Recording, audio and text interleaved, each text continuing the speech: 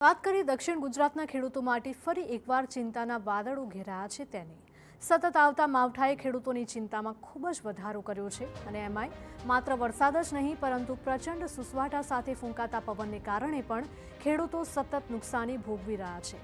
આપને જણાવી દઈએ કે જાન્યુઆરી મહિના પછી આ ચોથી વખત છે કે જ્યારે કુદરત ખેડૂતોની કસોટી કરી રહ્યું છે।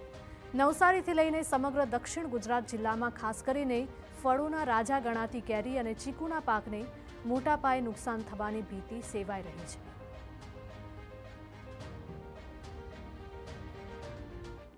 આસમાની આફતની અંદર કિસાન લાચાર થઈ ગયો છે। આજના પહેલાંના સમયમાં એવું હતું કૃષિ કરો યા તો ઋષિ બનો એ લેવલ પર કિસાન હતો। ત્યાર પછી ચોપડાઓમાં નામ રહી ગયું કે જગતનો તાજ છે પરંતુ એ મોટા મોટા શબ્દ બુક્કોમાં જ રહી ગયા છે। આજનો કિસાન બેચારો લાચાર અને બેબસ છે। ત્યારે જો આ વરસાદનું આસમાની આફત આવી પડી તો આ કેરી ડાંગર અને શેરડીના પાકને ઘણું નુકસાન છે। મોસ્ટ પ્રોબેબલી ડાંગર અને કેરીના પાકને તો ખૂબ મોટું નુકસાન છે। જેવા જેવા અમે માનો કે વરસાદ પડે વાવાઝોડું આવે તો કેરીઓ પડી જાય છે।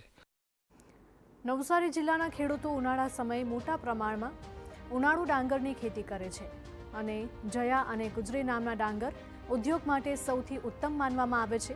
ત્યારે નહેર આધારિત ડાંગરના પાક લેતા ખેડૂતોને વરસાદનો ડર સતાવી રહ્યો છે। જો ડાંગરની કાપણી કરવી હોય તો કરવી કે કેમ તે બી દ્વિધામાં જે બે ચોમાસા અને ઉનાળુ ગયા વર્ષનું એ આધારે જે ખેડૂત છે ડાંગર પકવતા ખેડૂત તે નિરાશામાં છે। પણ જે કેરી ચીકુ અને આ ડાંગર એને મહત્તમ નુકસાન જાય અને જો પરાળ ભીંજાઈ જાય તો પશુપાલકોનો બી મોટો વેઠવાનો વારો આવે।